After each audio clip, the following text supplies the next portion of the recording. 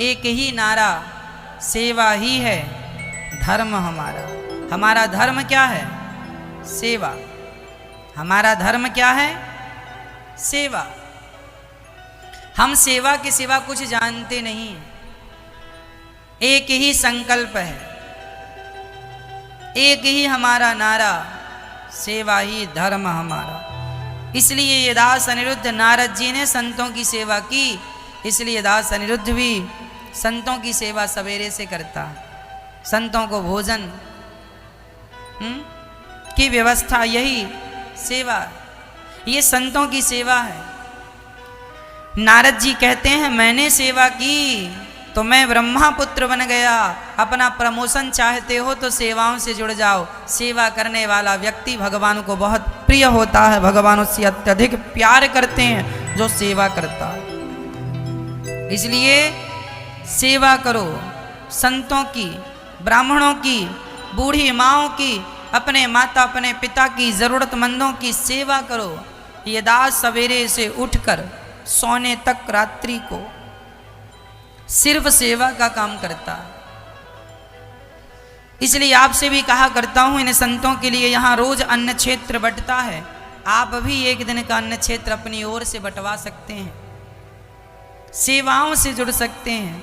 नारद जी को संतों ने मंत्र दिया अष्टाक्षर, और उस मंत्र का जाप करके नारद जी ने कहा मैं अपनी माँ की सेवा करता हुआ, जब मेरी माँ का शरीर पूरा हुआ, मैं माँ का संस्कार करके जंगल जाकर और उस मंत्र का जब जाप किया, उस मंत्र के प्रभाव से मैं दासी पुत्र से ब्रह्मा पुत्र हो गया। किसके प्रभाव से? मेरी माँ, मंत्र के प्रभाव से, सेवा के प्रभाव से। जीवन में सब चीजें जुड़ती हैं। 10वीं क्लास में 6 सब्जेक्ट होते हैं बच्चों के सामने। कितने सब्जेक्ट होते हैं? हम जब पढ़ते थे तब तो 6 थे, अब तो ज्यादा हो सकते हैं, कम ज्यादा हो सकते हैं।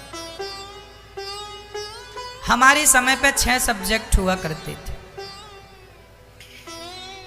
6 सब्जेक्टों में अब मैं एक सब्जेक्ट में बड़ा विद्वान हो जाऊं, माना कि साइंस मेरी अच्छी हो जाए, संस्कृत मेरी अच्छी हो जाए, चलो मैं 2 सब्जेक्ट में बड़ा अच्छा हो गया, पर 4 सब्जेक्ट में काम नहीं हुआ तो मैं पास हो जाऊंगा? मेरे 2 सब्जेक्टों में 100 में से 100 नंबर आए और बाकी सब्जेक्टों में 100 में से 10-10 नंबर आए, काम बनेगा? मैया जी, 6 सब्जेक्ट में आपको काम करना पड़ता। 100 में से कम 33 तो लाने ही है पास होने के लिए। यदि डिवीजन नहीं बनाना तो पास ही होना, तो कम से कम 100 में से 33 तो चाहिए। हाँ मैया जी, ओ मेरी माँ, सही है, चाहिए, हर सब्जेक्ट में चाहिए। 10वीं पास करने के लिए 6 सब्जेक्ट होते हैं स्टूडेंट के सामने, विद्यार्थी के सामने। 6 सब्जेक्ट में काम करना होता, 6 सब्जेक्ट में अच्छे अंक लाने होते, तब जाके डिवीजन तैयार होता। पास होने के लिए भी 33 तो लाओ। उसी प्रकार भगवान तक पहुंचने के लिए भी 6 सब्जेक्ट हैं। कौन कौन से? पहला सब्जेक्ट है मातृदेवो भव। मां की इतनी सेवा कर लो, इतनी सेवा कर लो कि कम से कम मां की सेवा से तुम्हें 33 नंबर मिल जाए। पहला सब्जेक्ट है गृहस्थी का। क्या मेरी मां? तुम्हारा और तुम्हारे पति दोनों का, तुम दोनों माँ की और अपनी सास की इतनी सेवा करो, कम से कम 33 नंबर। और डिवीजन बनाना है, अच्छे पद में जाना है तो फिर ज्यादा नंबर आए। सास की इतनी सेवा करना, माँ की इतनी सेवा करना कि कम से कम ईश्वर तुम्हें 33 अंक तो दें। पहला विषय है मातृदेवो भव। दूसरा पितृदेवो भव। दूसरा पिता की सेवा। पिता की इतनी सेवा कर लेना कि कम से कम विधाता 33 नंबर दे दे। मातृदेवो भव, पितृदेवो भव। आचार्य देवो भव। गुरु जी की इतनी सेवा करना कि विधाता कम से कम 33 नंबर दे दें। और अतिथि सेवा, अतिथि देवो भव, अतिथि की इतनी सेवा करना मेरी माँ, इतनी सेवा। घर में कोई भी अतिथि आए बड़ी श्रद्धा से उसका सम्मान करना, मुस्कुराते हुए बात करना, उसे प्रसन्न करना अपने व्यवहार से, यही तुम्हारा गृहस्थ का सबसे बड़ा धर्म है। ये 4 सब्जेक्ट हैं, इन 4 में कम से कम 33 अंक तो चाहिए। और इनके अतिरिक्त 2 सब्जेक्ट और हैं। पहला सब्जेक्ट है सत्य के मार्ग पर चलना। इन सब की सेवा करते हुए हमें बोलना क्या है? मार्ग कौन सा अपनाना है? सत्य का। सत्य के मार्ग पर ऐसे चलना कि कम से कम उस मार्ग में चलने में कम से कम 33 नंबर तो मिल जाएं। और 33 नंबर पा गए तो ठीक है। ये 5 सब्जेक्ट हो गए। छठवां सब्जेक्ट है राष्ट्र सेवा। छठवां सब्जेक्ट क्या है? राष्ट्र सेवा। अपने देश के लिए कुछ ऐसा कर जाइएगा। देश के लिए राम जी जब अयोध्या से गए वनवास, तो अयोध्या की मिट्टी अपने साथ लेके गए थे। जननी जन्म भूमश्च स्वर्गादपि गरीयसी। यदि मेरी माँ का ऋण मेरे सिर पर है, मेरे पिता का ऋण मेरे सिर पर है, तो मेरी मिट्टी का भी तो मेरे ऊपर ऋण है। ये ऋण कब चुकाओगे? ये मिट्टी का ऋण तब चुकता है जब इस मिट्टी के लिए, जब आप सत्य के मार्ग पे चलते हुए अपनी मिट्टी को झुकने नहीं देते। यदि मैं ही गलत करूंगा तो फिर मेरी माटी, मेरी माँ भरोसा किस पर करेगी? अरे बेटा, मैं तेरी भारत माता हूं, मैंने तुझ पर भरोसा किया कि तू भ्रष्टाचार नहीं करेगा, तू अनाचार नहीं करेगा, पर तू भी भ्रष्ट हो गया। तू ही बता बेटा, मैं किस पर विश्वास करूं? भ्रष्टाचार करके इस भारत मिट्टी का विश्वास ना तोड़िएगा। ये 6 लोगों की सेवा तुम ऐसे कर लो कि कम से कम 33 नंबर मिल जाएं। और 33 नंबर पा गए सब विषयों में, पास हो जाओगे, भवसागर को पार कर लोगे। और ज़्यादा सेवा करोगे तो ईश्वर अपना धाम प्रदान कर देंगे। 10वीं पार करने में भी 6 विषय हैं और भवसागर पार करने में भी 6 विषय हैं। इसलिए मेरी माँ, गृहस्थ का एक धर्म नहीं होता, ये सब होता। नारद जी कहते हैं, मैंने अपनी माँ की सेवा की, संतों के संग जाने लगा, माँ ने हाथ पकड़ लिया, मेरी सेवा कौन करेगा? मैं रुक गया और संतों की सेवा में लग गया। संतों की सेवा का फल यह मिला कि मुझे माँ की सेवा का फल यह मिला कि भगवान में मन लगा और अंत में भगवत प्राप्ति हुई। माँ की सेवा, संतों की सेवा दोनों ने सफल बना दिया। दासी पुत्र को नारद जी बना दिया। प्रमोशन करना है तो पुण्य कीजिएगा। नारद जी को भगवत प्राप्ति हो गई। श्री नारद जी ने चतुश्लोकी भागवत का उद्बोधन दिया व्यास जी को, और व्यास जी ने 18,000 श्लोकों की रचना की। भागवत जैसा ग्रंथ तैयार किया। भागवत जी कहाँ से शुरू की व्यास जी ने? 17 पुराण लिख जाने के पश्चात 18वां पुराण भागवत। भागवत लिखने पर व्यास जी को शांति मिली। लिखने वाले को शांति मिलती है तो सुनने वाले को भी शांति मिलती है। कल लोगों ने हमसे पूछा कि महाराज जी ये पोथी पाठ क्या होता है? हमने कहा भैया, ये जो पूर्वजों के नाम से आप भागवत जी के 18,000 श्लोक करवाते हैं, कोई ब्राह्मण जब पोथी पाठ करवाते हैं तो यहाँ पर एक ब्राह्मण बैठ कर के 7 दिन में आपके नाम का, आपके संकल्प से यहाँ 18,000 श्लोक भागवत जी पढ़ते हैं, भागवत जी का पाठ करते हैं। और जब भागवत जी का पाठ होता है तो उस पुण्य के मात्र बल से आपके पूर्वजों का उद्धार हो जाता है। जब आपके निमित्त भागवत जी हुई तो भागवत जी से आपका कल्याण हुआ। जो पूर्वज नहीं तरे उनकी तृप्ति हो गई, तर गए भव सागर को पार। और भागवत जी सब मनोकामना सारी इच्छाएं पूरी करती हैं। ऐसे भागवत जी के यहाँ पोथी पाठ 9 तारीख से बैठने जा रहे हैं। आप भी अपने पूर्वजों के निमित्त नाम से अपने कल्याण आनंद सुख शांति के लिए भागवत जी की एक पोथी करा सकते हैं। जिन लोगों ने कराई है उनके जीवन में बड़ा बदलाव हुआ है, सुख शांति समृद्धि आई है। लोगों ने हमसे कहा महाराज जी भागवत जी का पाठ कराने के बाद हम बहुत अपने जीवन को बदला हुआ महसूस कर रहे हैं। भागवत कहाँ से शुरू हुई व्यास जी के द्वारा? भागवत जी शुरू हुई महाभारत के युद्ध से। जहां महाभारत पूरा होता है ना, वहीं से भागवत जी शुरू होती है।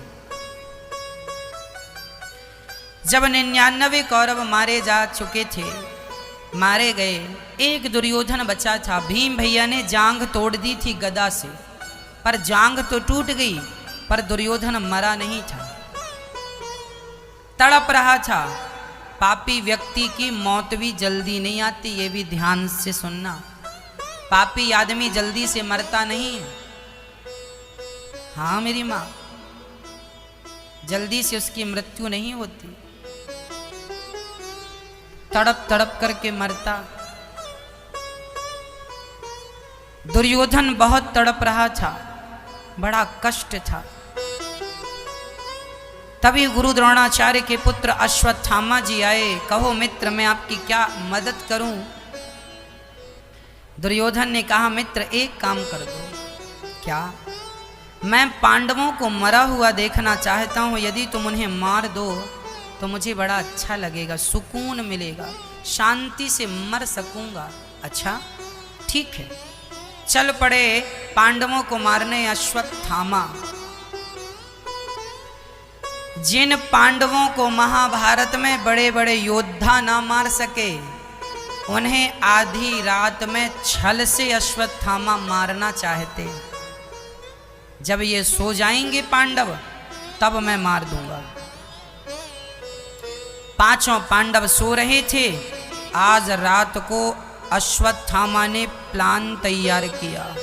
चुपके चुपके पांडवों की तरफ बढ़ा दबे पांव कि पांडव सो रहे हैं, पांचों को मार दूंगा।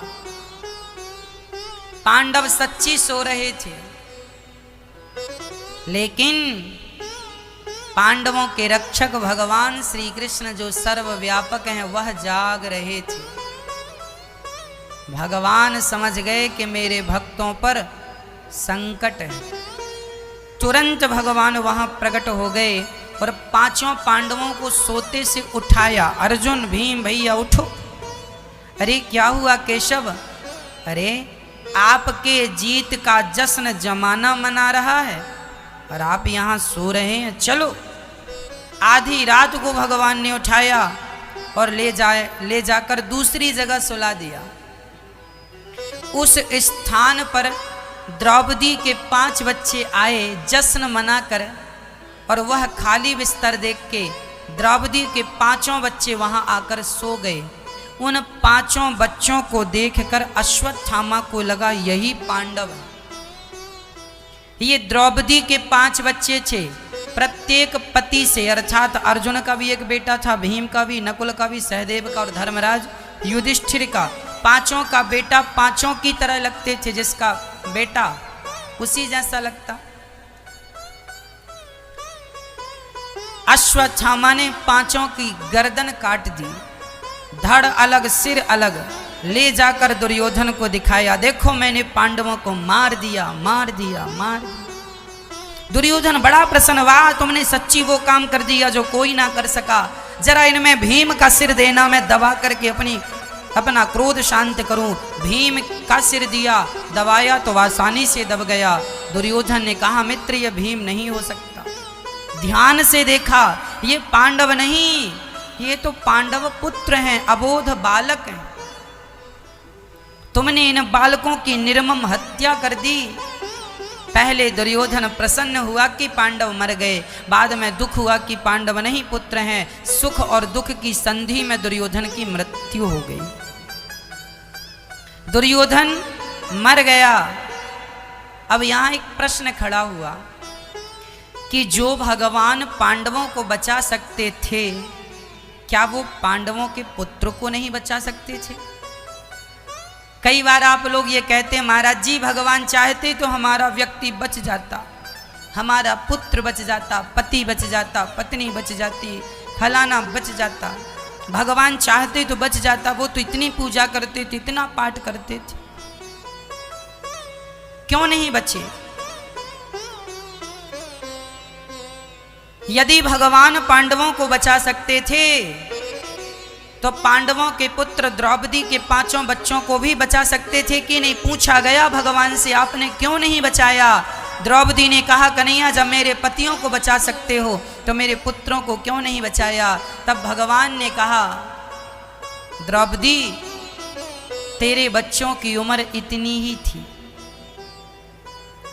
तेरे बच्चों की आयु इतनी ही थी, तेरे बच्चों का जन्म केवल इसलिए हुआ था तेरे बच्चे ना मरते तो दुर्योधन कभी ना मरता। क्योंकि दुर्योधन को श्राप था, पहले वो दुखी होगा, पहले वो प्रसन्न होगा और बाद में दुखी होगा। जितना प्रसन्न हुआ उतना दुख जब उसे तुरंत होगा तब उसकी मृत्यु होगी सुख दुख की संधि में। पांडव मर गए ये सुन के दुर्योधन सुखी हुआ, ये पांडव नहीं पुत्र है ये सुन के वो दुखी हो गए, उसी बीच में वह मर गया। तेरे बच्चों की आयु इतनी ही थी, इनका मोह ना कर, ये जाएंगे। आप कहते हैं भगवान मेरी रक्षा करें। महाभारत में भगवान के भांजे मारे गए। भगवान के भांजे का नाम जानते हैं आप लोग? कौन? सगे भांजे। नाम था अभिमन्यु। अभिमन्यु किसके पुत्र हैं? भगवान श्री कृष्ण की बहन का नाम क्या है? सुभद्रा। सुभद्रा के पुत्र कौन है? सुभद्रा किससे ब्याही गई? अर्जुन से। अर्जुन और सुभद्रा के पुत्र कौन हुए? अभिमन्यु। अभिमन्यु महाभारत में मारे गए कि नहीं? जिस समय अभिमन्यु मारे गए उस समय अभिमन्यु की उम्र थी मात्र 19 वर्ष। 19 साल का जवान बेटा किसका मारा गया? अर्जुन का बेटा मर गया। भगवान श्री कृष्ण के सगे भांजे हैं। तुम कहते हो भगवान ने हमारी रक्षा नहीं की, तुम कहते हो भगवान ने हमें नहीं बचाया। भगवान स्वयं के भांजे को ना बचा सके। प्रश्न खड़ा हुआ कि श्याम सुंदर आप तो सबको बचाते हैं, आप तो सबकी जान बचाते हैं, फिर आपने अपने भांजे की जान क्यों नहीं बचाई? तब भगवान ने कहा मेरा भांजा अभिमन्यु, उसका जन्म केवल इसीलिए हुआ था। किस लिए हुआ था? चक्रव्यूह में मरने के लिए। याद रखना मेरी मां, अभिमन्यु यदि ना मरते तो पांडव किसी भी हाल में महाभारत नहीं जीतते। अब आप कहेंगे अभिमन्यु के मरने से पांडवों की जीत का क्या समाचार है? ये मार्मिक प्रसंग है, जरा सुनिएगा। अभिमन्यु, महाभारत का युद्ध जब होने लगा तो नियम बनाए गए थे, कानून बनाया गया था कि एक योद्धा से एक ही योद्धा युद्ध करेगा, एक महारथी से एक ही महारथी युद्ध करेगा। यदि महारथी के हाथ में तलवार धनुष नहीं है तो उस पर कोई प्रहार नहीं करेगा।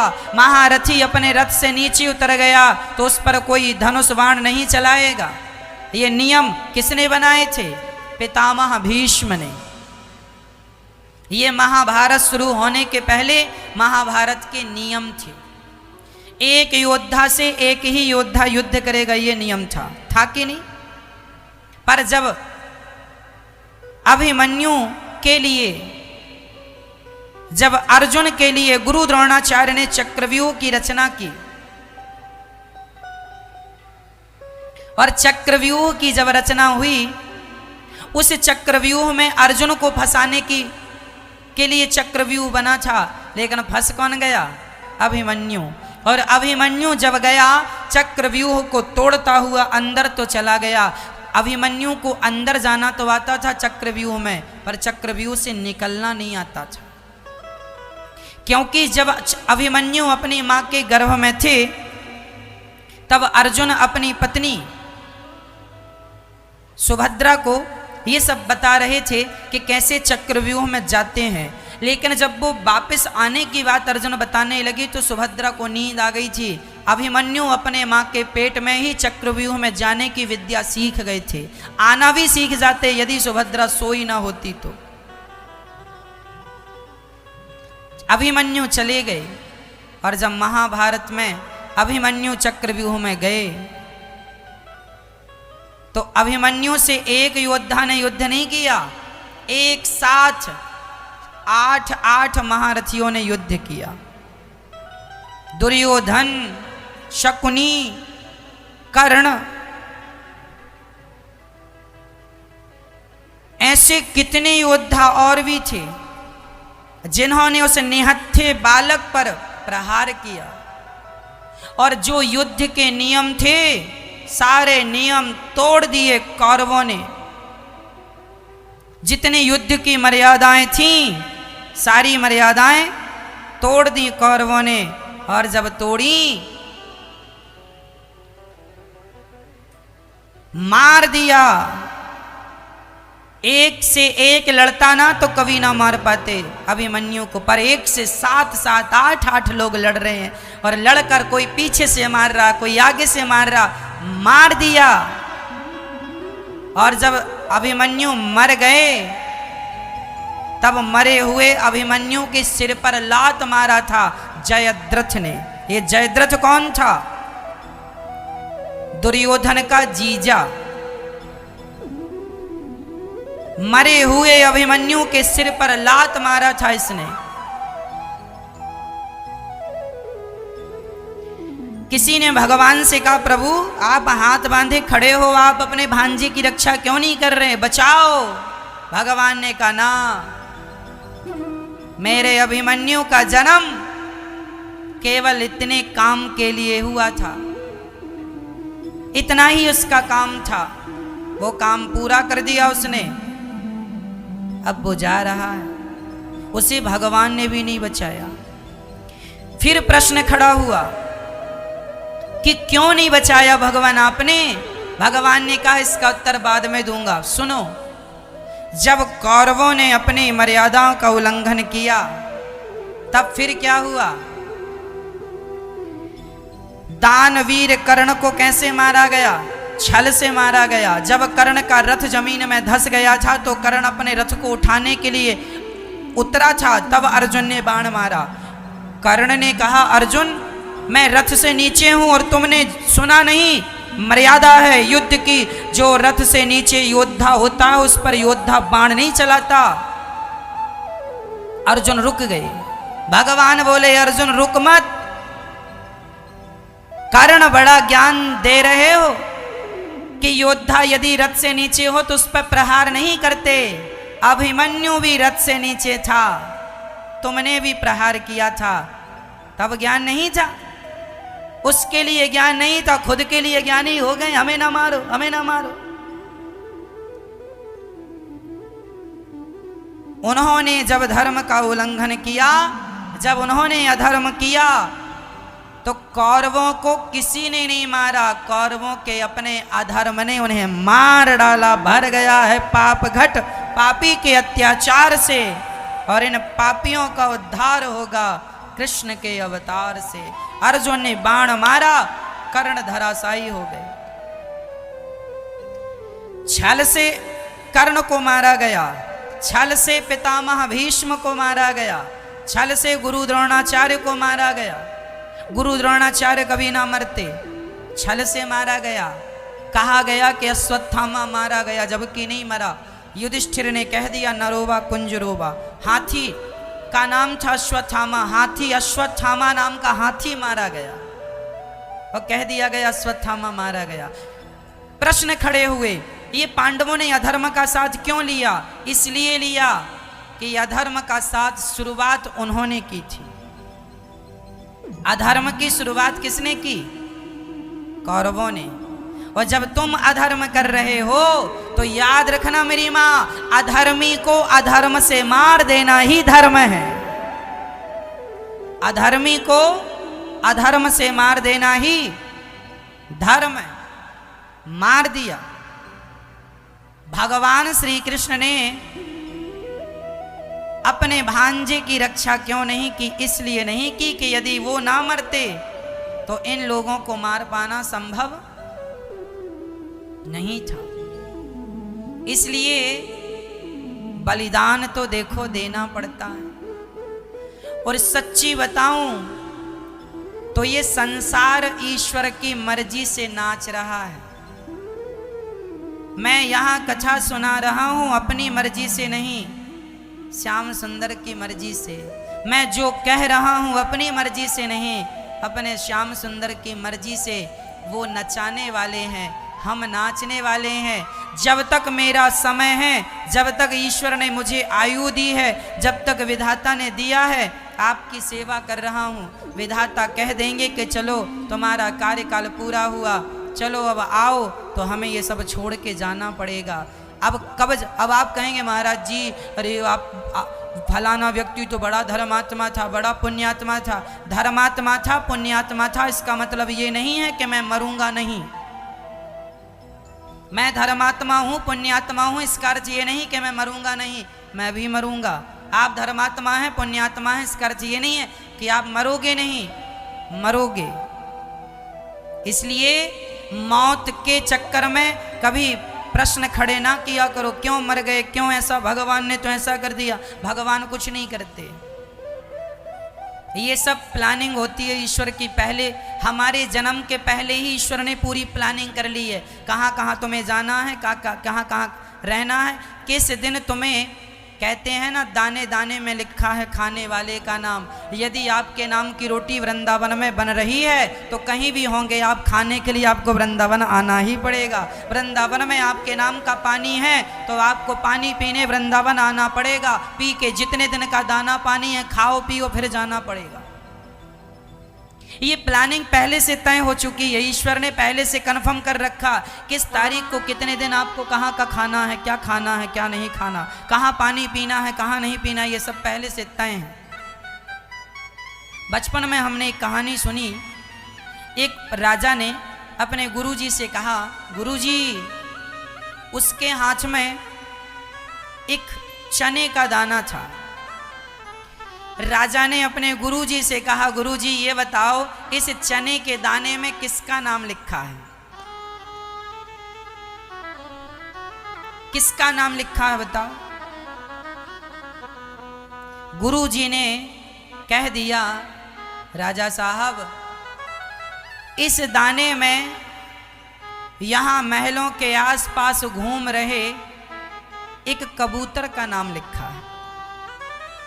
राजा बहुत हंसे, गुरुजी आप पागल हो गए हैं, आपका कोई ज्ञान ठीक नहीं है। ये चने का दाना मेरे हाथ में है और इसे मैं खाऊंगा, इसमें मेरा नाम लिखा, और आपने कह दिया कबूतर का। आपने झूठ कहा।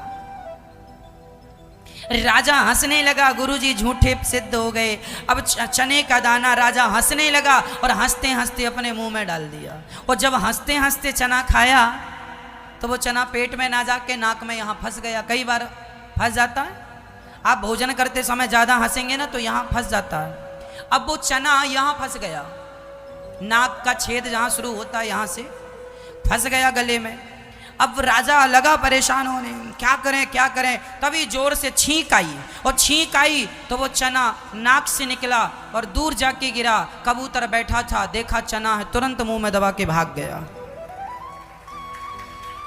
तुम दूसरे का दाना खा भी लोगे तो पचा ना पाओगे। कई बार तुम भोजन करते हो और तुम्हें उल्टी हो जाती है। क्यों हो जाती है? तुम्हारे नाम का वो था नहीं, तुमने खा लिया, जरूरत से ज्यादा खा लिया। चलो वापस करो, वापस हुआ कि नहीं? इसलिए जिसके नाम का जो है, मैं कितने दिन जीऊंगा, किस तारीख को मरूंगा, कहां मरूंगा, कैसे मरूंगा, ये सब पहले से ईश्वर के पास फाइल तय। कि कब मेरा जन्म हुआ, मुझे जन्म लेके क्या क्या करना, पूरी लिस्ट तैयार है मेरे श्याम सुंदर के। जन्म लिया, फिर क्या करना, फिर क्या करना, फिर क्या करना, कितनी कथाएं सुनाना है, क्या क्या करना है, क्या क्या सेवा करनी है, सब विधाता करवा रहे हैं। विधाता का काम वो अपने किसी के द्वारा करवा लेते हैं, सो दास के द्वारा विधाता अपना काम करवा रहे हैं। जब तक की जिंदगी है सो कर रहे हैं। विधाता का बुलावा आएगा, आपको और हमें जाना, हंसते हंसते जाओ या रोते रोते जाओ, जाना तो पड़ेगा। कोई पुण्यात्मा है इस कर्ज ये नहीं है कि मरेगा नहीं, मरेगा। ये सब ईश्वर पहले से तय कर देते हैं। द्रौपदी के 5 बच्चे मर गए कि नहीं? भगवान के सगे भांजे मर गए कि नहीं? फिर तुम और हम नहीं मरोगे? इसलिए मौत से घबराया ना करो। मौत से घबराने की जरूरत नहीं है। भागने की, कब तक भागोगे, कहां भागोगे? इसलिए भगवान से प्रार्थना करो कि प्रभु मुझे तो आपका भी इंतजार है, मौत का भी इंतजार है। देखना यह है कि पहले आप आते हैं कि मौत आती है। भगवान पहले आ जाए तो जीवन सफल हो जाए। आंखों को इंतजार है सरकार आपका, ना जाने कब होगा हमें दीदार आपका। पता नहीं कब मिलोगे। आंखें हमारी खुली हैं तो सिर्फ आपके लिए खुली हैं, और हमें किसी को देखने की चाहत नहीं है, जरूरत नहीं है, हम देखना भी नहीं चाहते। एक बात बताएं मैया, आपकी कभी कभी इच्छा होती है ना जम्मू कश्मीर घूमने की, कुल्लू मनाली घूमने की, अमेरिका, लंदन, जापान, पेरिस घूमने की इच्छा होती है कि नहीं?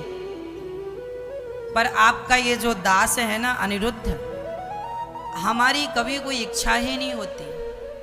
ना हमारी इच्छा होती है वादियां देखने की, ना हमारी इच्छा होती है अमेरिका देखने की, ना जापान देखने की। हमारी कोई इच्छा, सच्ची कहता हूँ मेरी माँ, ना हमारी कभी कोई चीज़ खाने की इच्छा होती है, ना कोई चीज़ देखने की इच्छा होती है। पहले होती थी इच्छाएं, जब हम पढ़ते थे ना तब हमें बहुत इच्छाएं होती थी जलेबी खाने की, बहुत सारी खरीद के ले आते थे, खा लेते थे। तब इतने पैसे भी नहीं हुआ करते थे कि जलेबी खा लें। जब जलेबी खाने की इच्छा थी तब पैसे नहीं थे खाने के लिए। कभी महीने 2 महीने में आधा किलो 1 किलो ले आते थे और पूरी उड़ा लेते थे, पूरी खा जाते थे। जब इच्छाएं थी तब जलेबी थी ही नहीं, और जब है तब इच्छाएं नहीं, इच्छाएं ही नहीं। अब तो इतना सा भी खाने की इच्छा नहीं। धीरे धीरे सारी इच्छाएं समाप्त कर देनी चाहिए। मेरी कुछ घूमने की भी इच्छा नहीं है कि मैं कुल्लू मनाली जाऊं, कि लंदन जाऊं, कि जापान जाऊं, कि पेरिस जाऊं, कि फलाना, कुछ कोई चीज देखने की इच्छा नहीं है। हाँ, देखने की इच्छा यदि मेरी है तो केवल मैं जगन्नाथ जी को देखना चाहता हूँ। बार बार जब इच्छा होती है तो बिहारी जी को देखाता हूँ, दर्शन कराता हूँ। विट्ठल भगवान को भी देखने की इच्छा है, रंगनाथ भगवान को भी देखने की इच्छा है, तिरुपति भगवान जी को भी देखने की इच्छा है। बस यही इच्छाएं हैं, इसके अतिरिक्त मेरी कोई इच्छाएं शेष नहीं है। कोई चाहत नहीं, कोई इच्छाएं नहीं, है ही नहीं। इसलिए हम कहते हैं जिसकी ज़्यादा इच्छाएं हैं वह ज़्यादा दुखी है। आपके दुख का कारण क्या है? आपकी इच्छाएं। इच्छाएं पूरी हो गई तो आप सुखी हो जाएंगे, और नहीं हुई रोएंगे। इसलिए कहता हूँ इच्छाओं का कभी अंत नहीं होता, इसलिए इच्छाओं का ही अंत कर दीजिए। इच्छाओं का कभी अंत नहीं होता, इसलिए इच्छाओं का अंत कर दीजिए। मिटा दीजिए अपनी कोई इच्छा, केवल भगवान को पाने की इच्छा रह जाए। अब मुझे कोई इच्छा नहीं है, कहीं जाने की इच्छा नहीं है, अब तो बिहारी जी की ये धरती, वृंदावन की धरती छोड़ने की भी इच्छा नहीं है। बस यहीं रहते रहते जीवन पूरा हो, बिहारी जी के चरणों में ही अंतिम सांस निकले, यही इच्छा है भगवान का चिंतन करते करते। इतना तो करना स्वामी, जब प्राण तन से निकले, गोविंद नाम लेकर मेरे प्राण तन से निकले, उस वक्त जल्दी आना, नहीं श्याम भूल जाना, मुरली मधुर बजाना, जब प्राण तन से निकले। श्री दुर्योधन की बहुत सारी इच्छाएं थी, ये इच्छा पूरी हो जाए, ये इच्छा पूरी हो जाए, सारी इच्छाएं समाप्त कर दो, केवल एक इच्छा रह जाए, केवल एक इच्छा रह जाए, कन्हैया तुम्हें एक नजर देखना है, जिधर तुम छिपे हो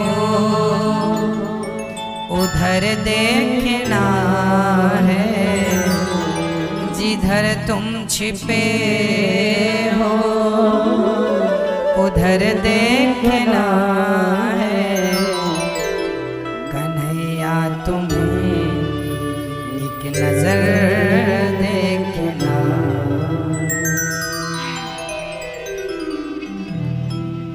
अब तो एक इच्छा है, केवल श्याम सुंदर को पाना, उनको देखना, उन्हीं को देखते रहें, बस किसी को देखने की जरूरत नहीं। श्री जब द्रौपदी के 5 बच्चों को अश्वत्थामा ने मारा, रोने लगी द्रौपदी, अर्जुन ने अश्वत्थामा को पकड़ने के लिए कृष्ण को सारथी बनाया, अश्वत्थामा के पास गए, अश्वत्थामा ने ब्रह्मास्त्र चला दिया। अर्जुन शरण में आकर बोले, श्याम सुंदर, कृष्ण कृष्ण महाबाहो भक्तानां भयं अभयंकरा, त्वमेको दह्यमानानामपवर्गोऽसि संस्रते। चरणों में गिर पड़े अर्जुन, प्रभु पाहि माम, मेरी रक्षा कीजिए। भगवान ने तुरंत अश्वत्थामा को, भगवान ने अर्जुन को उठाया, तुम भी ब्रह्मास्त्र चलाओ। दोनों चलाए, भगवान ने दोनों को शांत किया। अश्वत्थामा को पकड़ के अर्जुन ने द्रौपदी के समक्ष खड़ा किया, हाथ पांव बांध कर, द्रौपदी तेरे बेटों को मार डाला है ना इसने, ये रहा तेरा हत्यारा, जो सजा देना है इसे दे दो। द्रौपदी की समझदारी देखिए कि जब अश्वत्थामा हाथ पांव बांधकर अर्जुन ने खड़ा किया, तो द्रौपदी ने तुरंत अश्वत्थामा के हाथ की पांव की रस्सी खोल दी और खोलकर कह दिया, आप यहां से चले जाओ, जाओ। अच्छा, अर्जुन ने कहा, देवी द्रौपदी तुम्हें इस पर दया आ रही है ना? दया इस पर नहीं, इसकी मां पर। क्यों मां पर? जैसे मैं रो रही हूं अपने पुत्र के लिए, इसे मार दोगे, इसकी मां भी रोएगी इसके लिए, इसलिए इसे मत मारो, छोड़ दो। ये गुरु पुत्र गुरु समान है।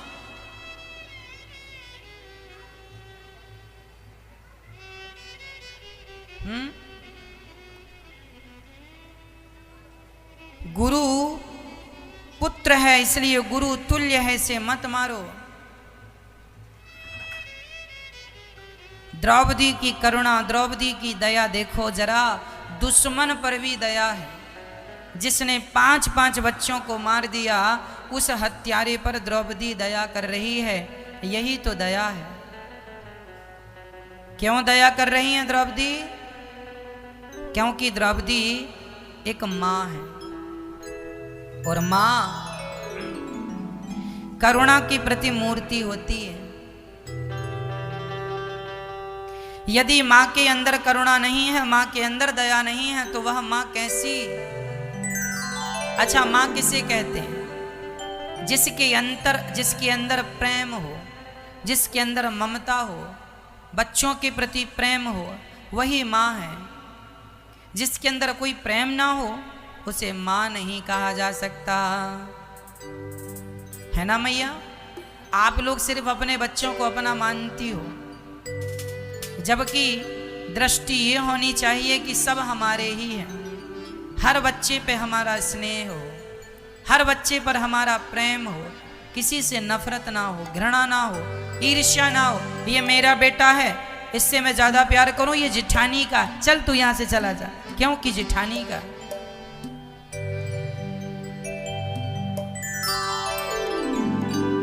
आपके अंदर उस बच्चे के प्रति ईर्ष्या है, तो ईश्वर भी आपसे ईर्ष्या, आप मेरे मतलब के नहीं। अर्थात ईश्वर कहेंगे, भगवान तुम्हें किसी के अंदर नफरत है, किसी के प्रति नफरत है, इसलिए तुम मेरे काम के नहीं हो। इसलिए सबके प्रति सम्मान हो, सबके प्रति पुत्र भाव हो। हर लड़की मेरी बहन है या मेरी बेटी है, हर माँ मेरी माँ है, हर पिता मेरा पिता है, सब में मेरापन हो, सब मेरे हैं, कौन पराया है। वसुधैव कुटुंबकम हमारे शास्त्र हमें सिखाते हैं कि सारा विश्व हमारा परिवार है। मैया आप हमारी कौन हो? बोलो, आप हमारी माँ हो। माँ, ये हमारी ये जो बहनें बैठी हैं, ये कौन है? हमारी बहन।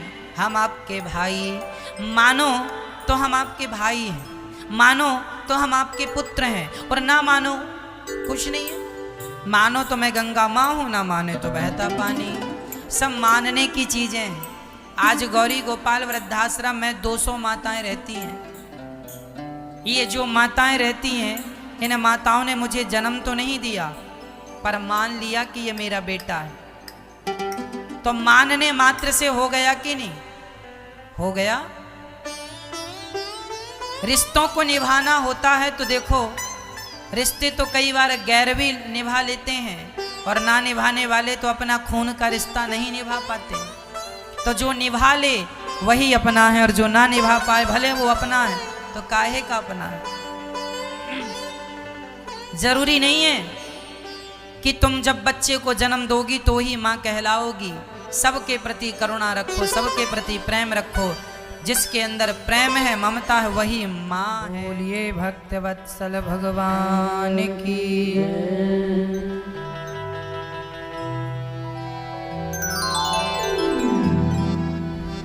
अश्वत्थामा का सिर काट दिया।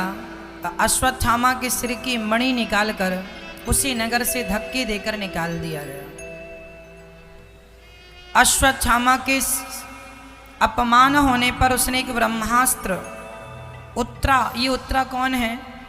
अभिमन्यु की पत्नी। अभिमन्यु तो मारे जा चुके हैं।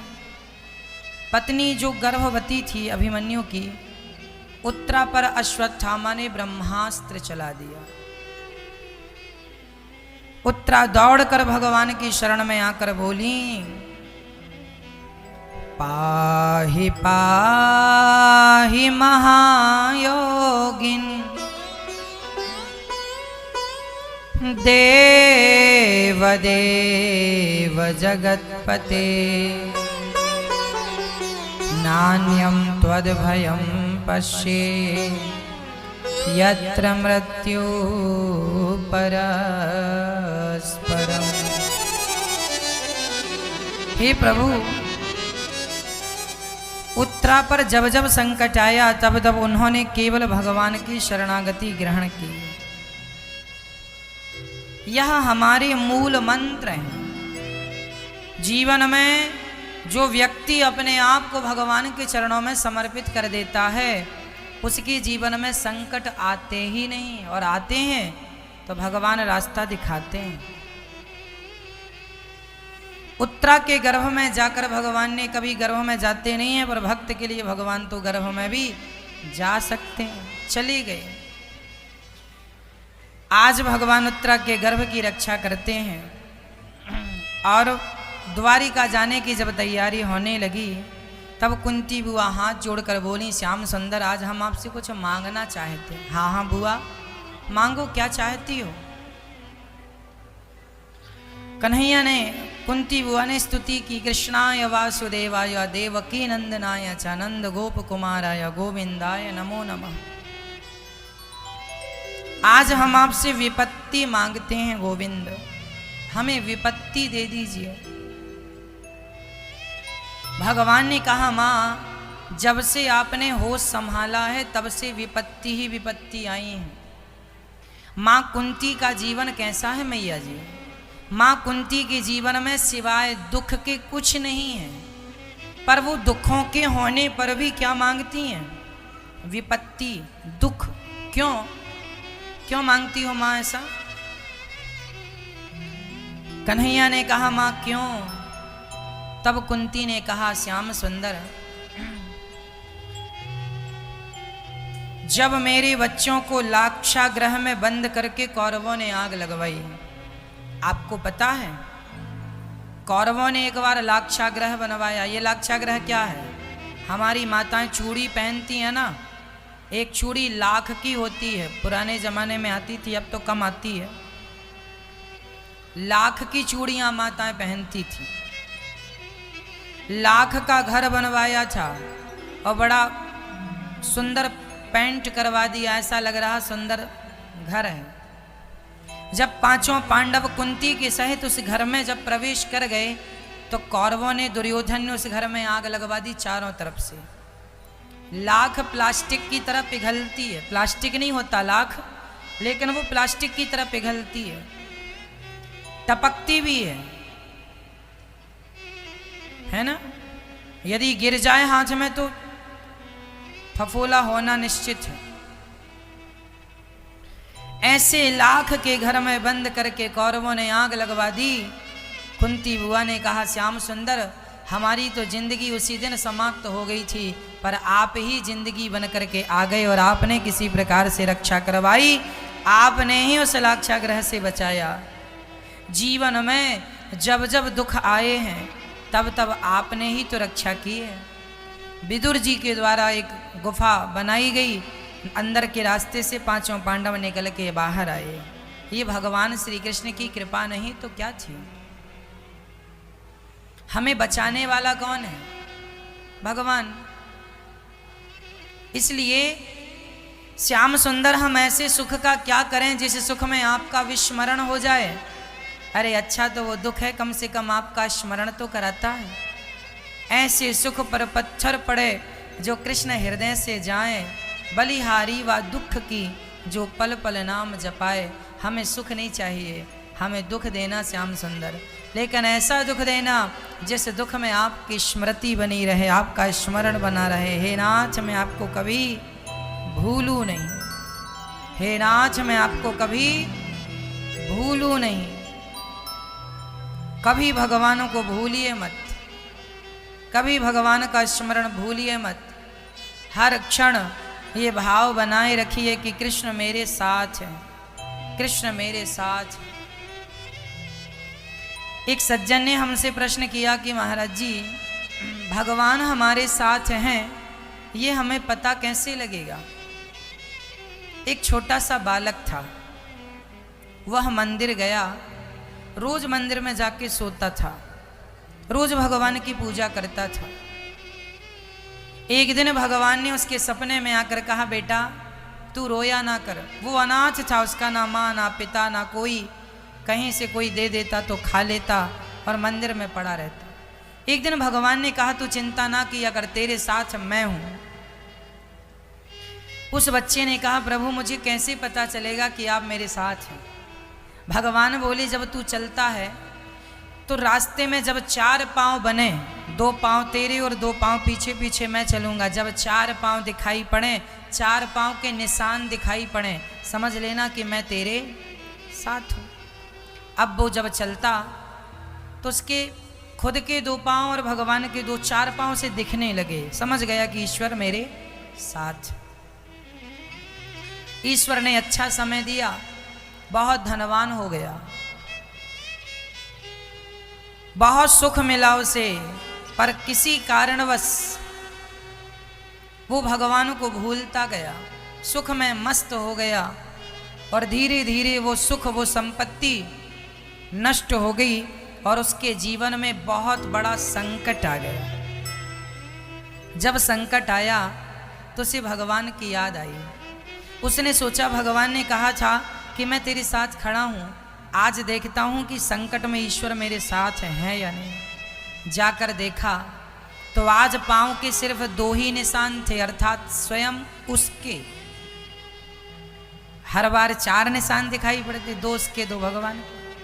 अब रोने लगा, है विधाता, विपत्ति में संसार ने साथ छोड़ दिया, ये तो ठीक था, संसार को तो साथ छोड़ना ही था, पर आपने भी साथ छोड़ दिया। इस विपत्ति में आप चले गए छोड़ के, भला अब हम कैसे रहेंगे, हमारा आपके सिवा कौन है।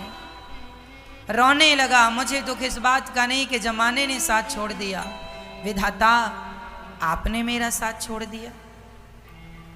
रोता रोता सो गया। तब सपने में भगवान ने कहा, बेटा मैंने तेरा साथ छोड़ा नहीं।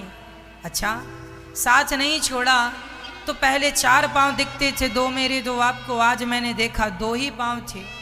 भगवान ने कहा, वो 2 पांव किसके थे, तूने गौर से नहीं देखा, किसके थे। तुझे तो मैंने अपनी गोद में ले रखा था, क्योंकि तू विपत्ति में है, वो 2 पांव मेरे ही थे, तेरे नहीं थे, क्योंकि तू तो मेरी गोद में था।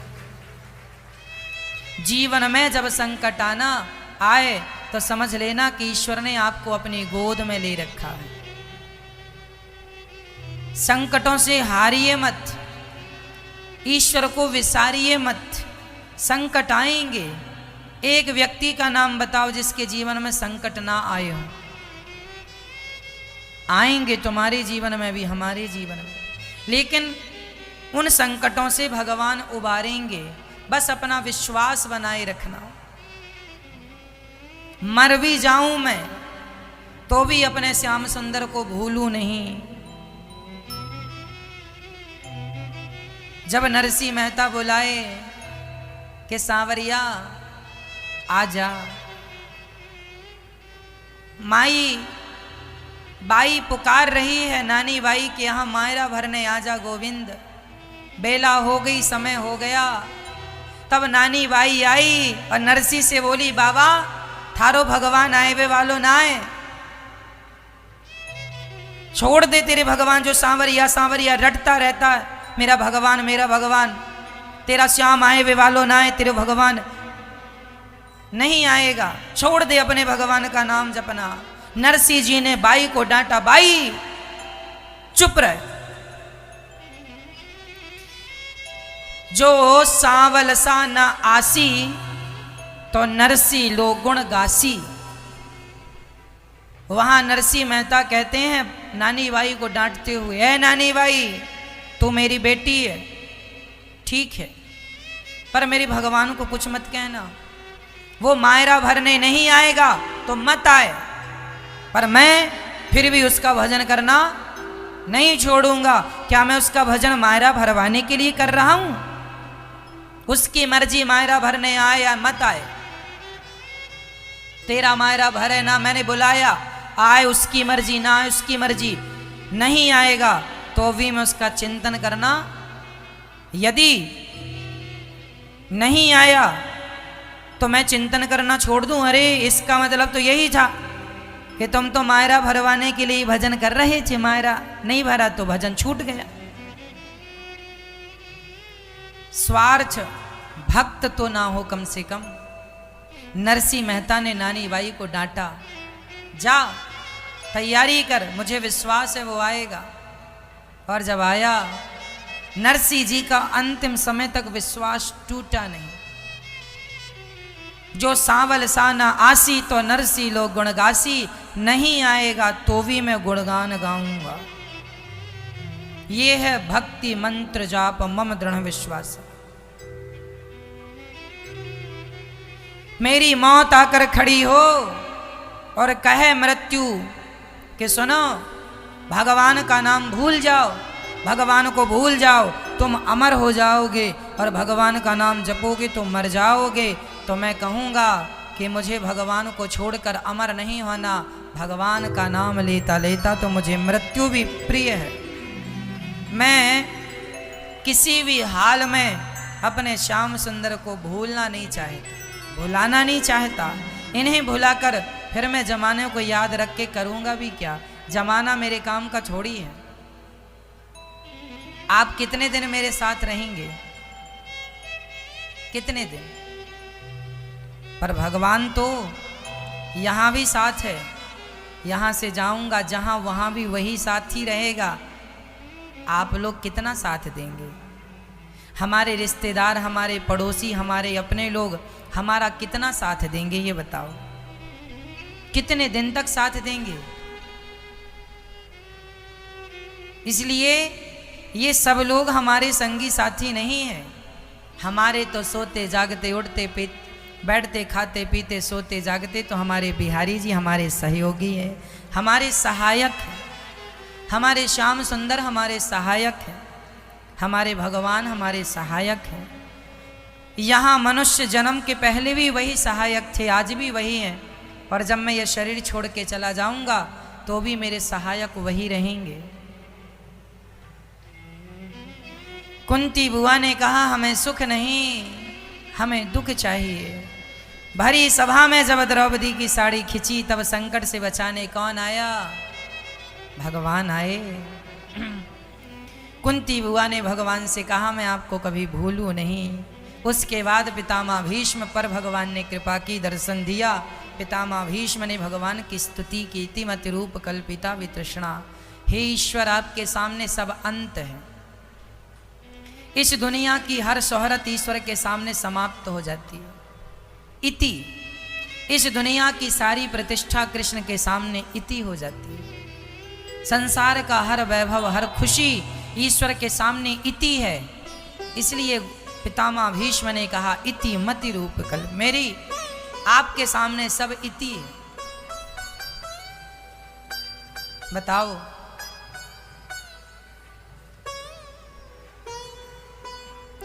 हमारे पास जितनी संपत्ति है वो संपत्ति क्या भगवान के सामने काम करने योग्य है? इति, खत्म। पितामह ने अपनी बुद्धि भगवान के चरणों में समर्पित की और भगवान का परम, पितामह का परम गमन हुआ। शूर उत्तरायण होती भगवान का द्वारिका में सम्मान हुआ, स्वागत हुआ। परीक्षित का जन्म हुआ, धृतराष्ट्र गांधारी का वन में जाना, युधिष्ठिर का अपसगुन भगवान का धराधाम छोड़ के जाना, पांचों पांडवों का स्वर्गारोहण, धर्म गौ पृथ्वी और धर्म का संवाद, कलयुग को रहने के परीक्षित ने 4 कमरे बनवाए, द्यूतम पानम स्त्रियः सूना। कलयुग का पहला ठिकाना जुआ शराब। इस विषय को कल हम विस्तार से समझाएंगे। राजा परीक्षित ने कलयुग को रहने के 4 कमरे बनवाए, 5वां गोल्ड दिया। राजा परीक्षित के सिर पे जो मुकुट था जरासंध का था, उस स्वर्ण पर कलयुग आके बैठ गया। जो गलत ढंग से कमाया धन उसमें कलयुग बैठता, और जो मेहनत की संपत्ति उसमें कृष्ण। राजा परीक्षित की बुद्धि भ्रष्ट हुई, एक संत का अपमान कर दिया। शमीक जी के गले में मरा हुआ सांप डाला। शमीक जी ने श्राप, श्रृंगी जी ने श्राप दे दिया, आज से 7वें दिन तक छक तुम्हें डसेगा, तुम्हारी मृत्यु हो जाएगी। राजा परीक्षित शुकताल में गए, जहां उन्हें सुखदेव भगवान का आगमन हुआ। सुखदेव भगवान के हाथ जोड़ के परीक्षित ने कहा, गुरुदेव जिसे 7 दिन में मरना हो उसे क्या करना चाहिए? सुखदेव जी ने भगवान की चर्चा का उद्बोधन दिया, भगवत चर्चा करो इसी से कल्याण है। क्या क्या कहा इस प्रसंग पर कल चर्चा करेंगे। आइए अपने मोबाइल पर्स सोना चांदी को संभालिएगा। कोई चोर आपके बगल में बैठा हो सकता है जो आपका सोना चांदी या मोबाइल पर्स छीन सकता है या